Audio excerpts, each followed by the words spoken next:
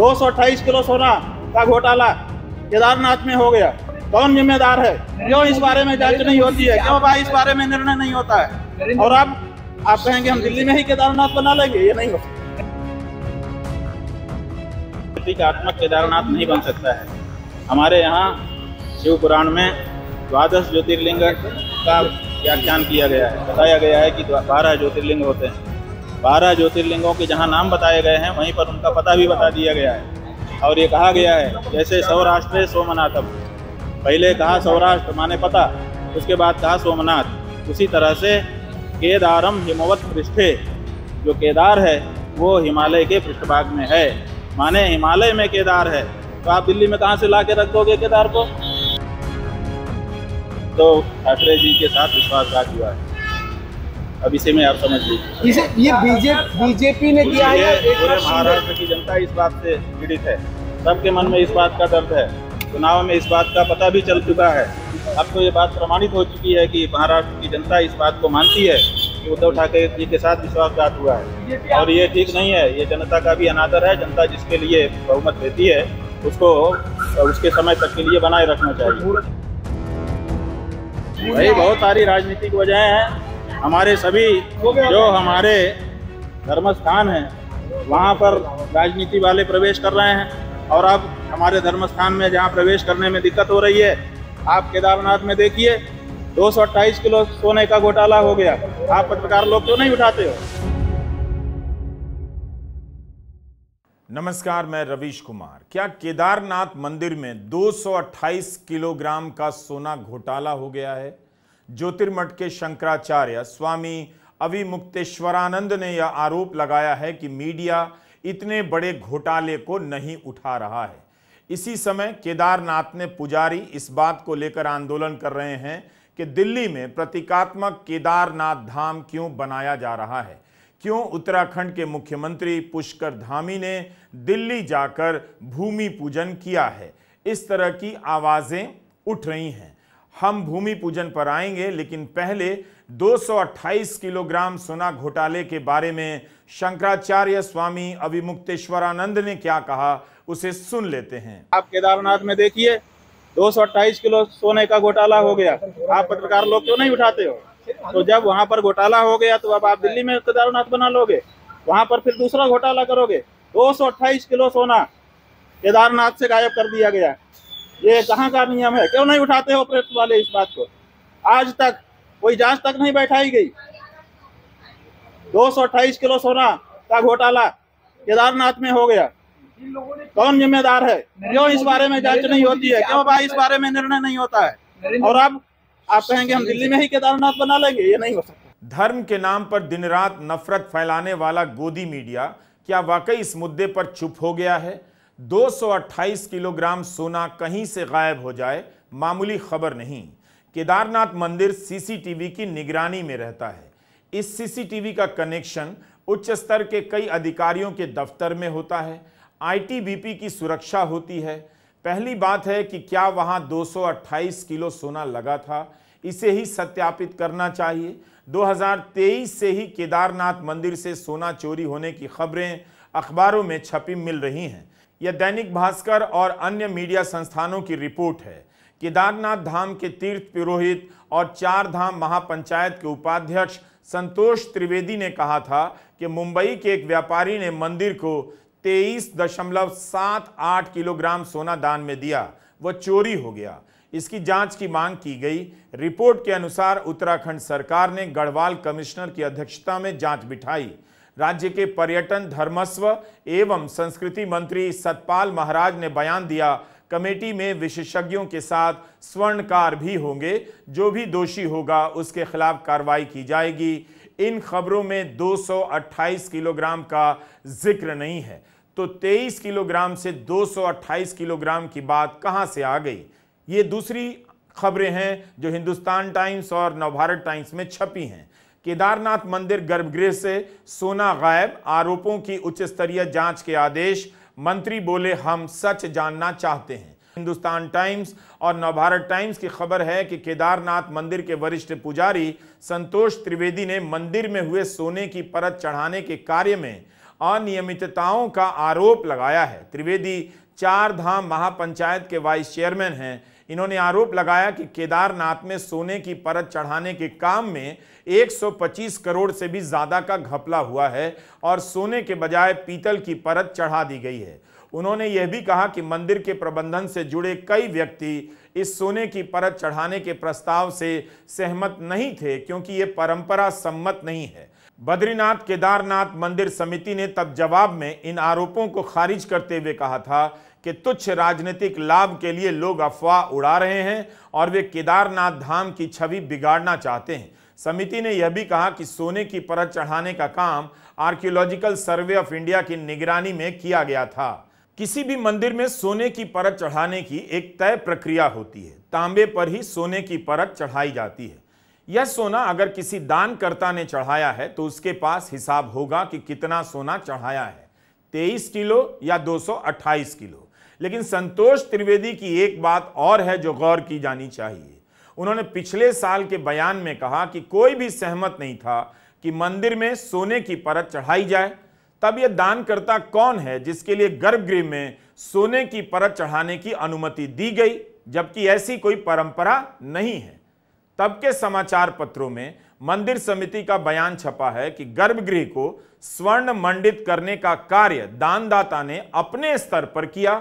यह इतना वीआईपी है, इतना महत्वपूर्ण मंदिर है केदारनाथ धाम, वहां पर किसी को निजी तौर पर यह काम करने की अनुमति कैसे दी जा सकती है? आर्कियोलॉजिकल सर्वे ऑफ इंडिया को भी उसके मदद में लगाया जा सकता है। मंदिर समिति की भूमिका या सीधी निगरानी के बगैर क्या ऐसा करना सही था? जब परंपरा नहीं थी तब उसे तोड़ने की क्या जरूरत थी? क्या किसी के पास सोना दान करने की क्षमता है? उसका इतना प्रभाव हो सकता है कि वह केदारनाथ धाम मंदिर में उस बात के लिए अनुमति हासिल कर ले जो आज तक किसी को नहीं दी गई। इस बोर्ड पर लिखा है, श्री केदारनाथ धाम दिल्ली ट्रस्ट मुख्य अतिथियों का स्वागत करता है। इस पर उत्तराखंड के मुख्यमंत्री पुष्कर सिंह धामी की तस्वीर है और बीजेपी के अन्य नेताओं की, सांसद मनोज तिवारी की भी। इस समय यहां शामियाना तो उतारा जा चुका है, बांस बल्लियां खोली जा रही हैं, लेकिन दिल्ली के बुराड़ी में इसी जगह पर 10 जुलाई को श्री केदारनाथ धाम मंदिर का भूमि पूजन किया गया है और इस कार्यक्रम में उत्तराखंड के मुख्यमंत्री पुष्कर सिंह धामी भी शामिल हुए। बुराड़ी में उत्तराखंड के लोग अच्छी संख्या में रहते हैं। इस दिन मुख्यमंत्री धामी ने ट्वीट भी किया और लिखा कि निश्चित रूप से इस मंदिर का निर्माण शिव भक्तों के लिए हर्ष का क्षण है, साथ ही सनातन संस्कृति के प्रचार प्रसार में भी यह स्थल सहायक सिद्ध होगा। यह मंदिर समाज को अध्यात्म एवं वर्तमान पीढ़ी को प्राचीन संस्कृति से जोड़ने के केंद्र के रूप में भी अपना योगदान देगा। आदरणीय प्रधानमंत्री श्री नरेंद्र मोदी जी के नेतृत्व में वैश्विक पटल पर सनातन संस्कृति की पताका फहरा रही है। हमारी डबल इंजन सरकार भी संस्कृति के पुनरुत्थान के लिए लगातार कार्य कर रही है। इस अवसर पर केंद्रीय राज्य मंत्री श्री अजय टम्टा बीजेपी जी भी उपस्थित रहे।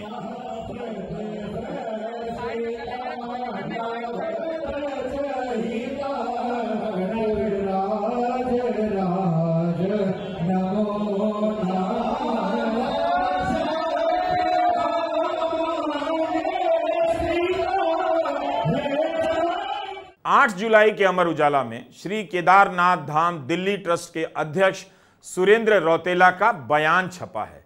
अपने बयान में उन्होंने प्रतिरूप का इस्तेमाल तो किया है, लेकिन उनकी बातों से लगा कि दिव्य धाम का विकल्प तैयार किया जा रहा है। सुरेंद्र रौतेला ने कहा, और जो कि छपा है, कि बाबा केदारनाथ धाम के दर्शन 6 महीने बर्फ के चलते नहीं हो पाते हैं। वहीं बहुत से लोग किसी न किसी और कारण से भी दिव्य धाम तक नहीं पहुंच पाते।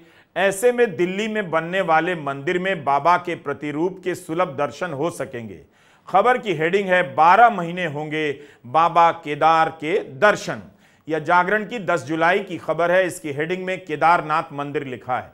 इस खबर में मुख्यमंत्री पुष्कर सिंह धामी का बयान छपा है कि बुराड़ी की पावन धरती में उत्तराखंड और सनातन संस्कृति के मूल परिचायक बाबा केदारनाथ जी का धाम हमारी संस्कृति और आस्था का आधुनिक प्रतीक बनेगा।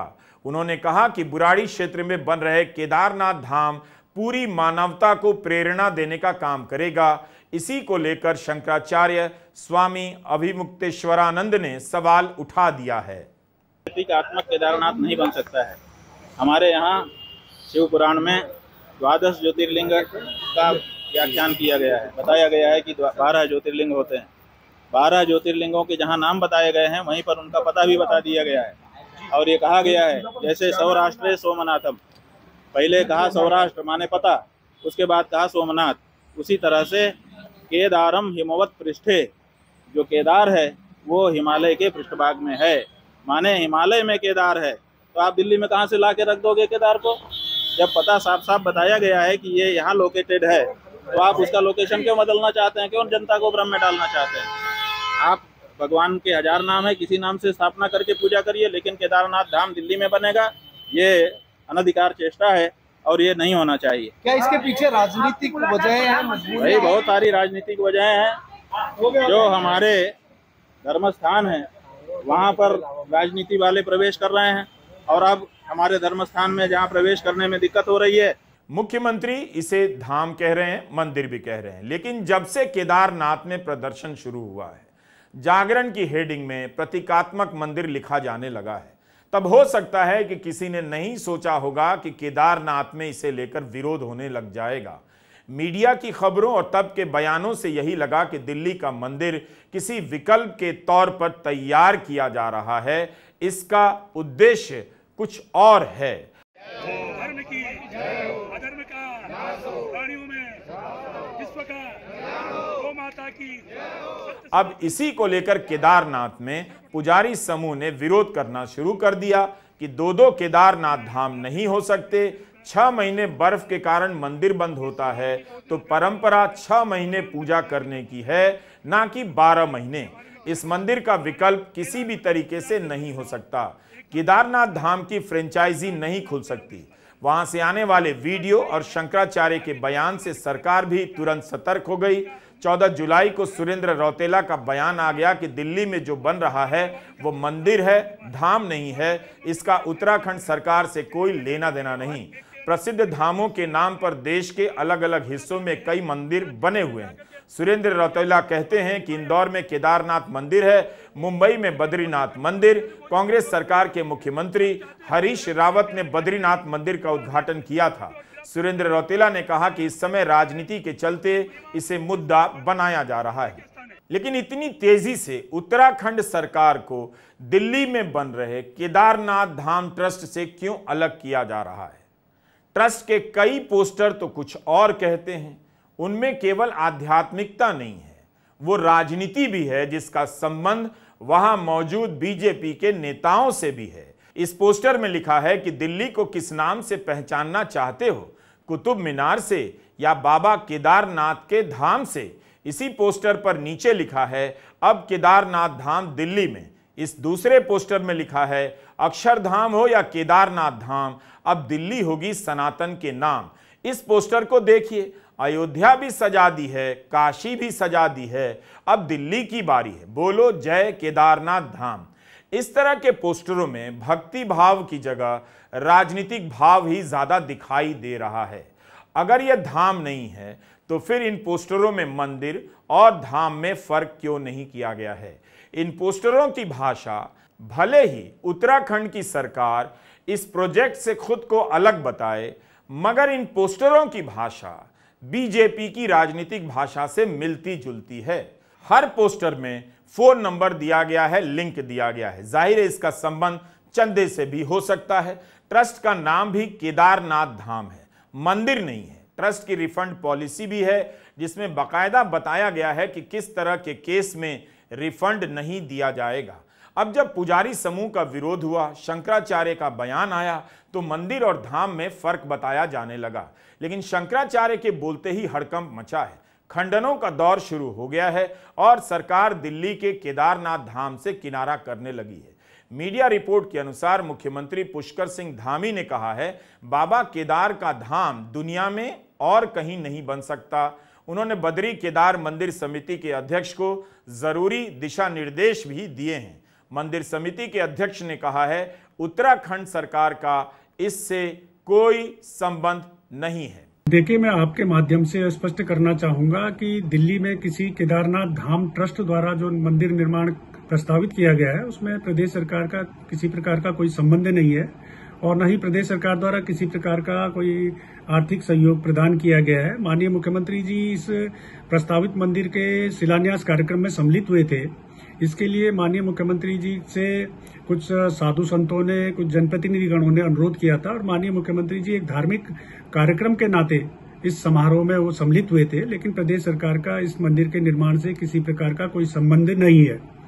मैं आपके माध्यम से यह भी अवगत कराना चाहूंगा कि हमारे पास कतिपय ऐसी भी शिकायतें आई हैं कि कुछ व्यक्तियों द्वारा केदारनाथ अथवा बद्रीनाथ के नाम पे ट्रस्ट अथवा संस्थाएं गठित करके श्रद्धालुओं से दान चंदा एकत्र किया जा रहा है, धर्मशालाओं के निर्माण के नाम पे, हॉस्पिटल के निर्माण के नाम पे, मंदिरों के निर्माण के नाम पे। इसके अलावा कुछ ऐसे भी मामले सामने आए हैं कि कुछ व्यक्तियों द्वारा ऐप बना करके और उनमें केदारनाथ और बद्रीनाथ धाम में ऑनलाइन पूजाएं संपादित करने के नाम पर श्रद्धालुओं से पैसा एकत्र किया जा रहा है। हम ऐसे सभी मामलों का विधिक परीक्षण करा रहे हैं। ऐसा तो नहीं कि पुजारी प्रतीकात्मक मंदिर का महत्व नहीं समझते हैं, लेकिन जब इंदौर में केदारनाथ मंदिर और मुंबई में बद्रीनाथ मंदिर बना है तो इस बार क्यों हंगामा हो रहा है? क्या इसलिए कि केदारनाथ में विधानसभा चुनाव होने वाले हैं, उपचुनाव? अगर यह विवाद उपचुनाव से संबंधित है तो फिर दिल्ली में केदारनाथ धाम का भूमि पूजन भी तो उपचुनाव से ही संबंधित हो सकता है। नमस्कार, मैं रवीश कुमार।